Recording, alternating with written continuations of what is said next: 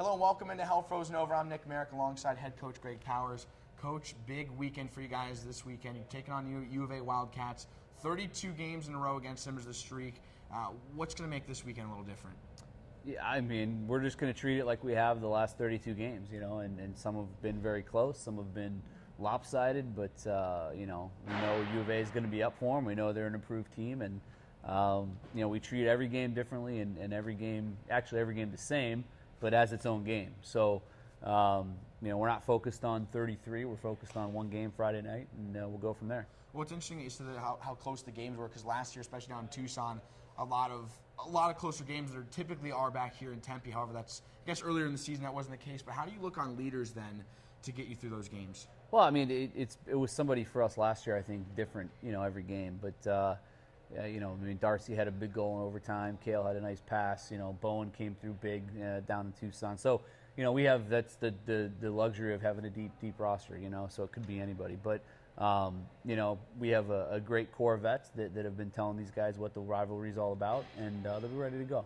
And we've said it every year with, obviously, the atmosphere here in Oceanside, how it just gets electric, and the fans seem to just be plowing in throughout the entire game.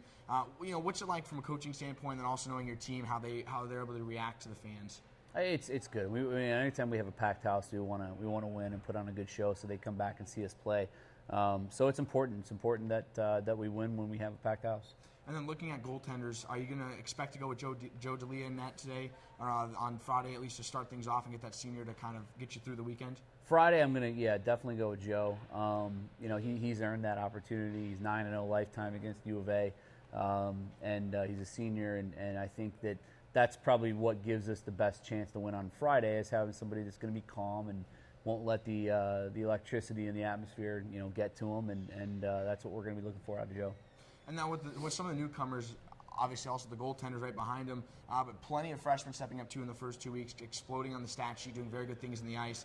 How have you, or how has the team kind of approached them and said, this game may not be like a typical game you've ever played in your life?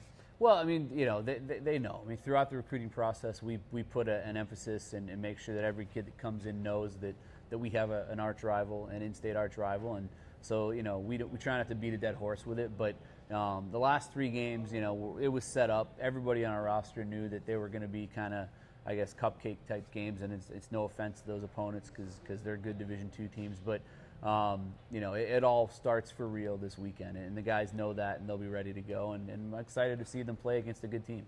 One last thing for you, Coach. In order for this weekend to be successful, what has to happen for your team? Again, I just not let any of the outside, pressure and outside, stuff that goes on regarding the streak get to them. We have treated literally every game as its own, throughout the last 32 against U of A, and we're going to treat it one at a time this weekend and focus on Friday, and then turn right back around and focus on Saturday. And we think that we have a better team than anybody that will play all year. So if we just focus on every game like that, then I think we'll be happy with the result.